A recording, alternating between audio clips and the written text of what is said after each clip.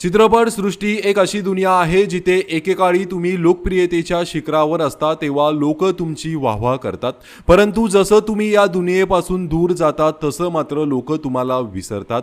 इतकेच नव्हे तर बाजूने गेलात तरी लोक अशा कलाकारांना ओळखत नाहीत। असाच काहीसा अनुभव आता समोर आला आहे। 90चं दशक गाजवलेल्या या बॉलिवूड कलाकाराला ओळखणंही आता कठीण झालं आहे। हा अभिनेता म्हणजेच राहुल रॉय आहे। अभिनेता राहुल रॉयचा एक व्हिडिओ समोर आला आहे ज्यामध्ये तो एका सामान्य माणसाप्रमाणे रस्त्यावरून आपली जड ट्रॉली बॅग ओढत नेताना दिसत आहे। वाढलेले केस आणि हातात सुटकेस या अवतारात राहुल रॉयला कोणीच ओळखलं नाही।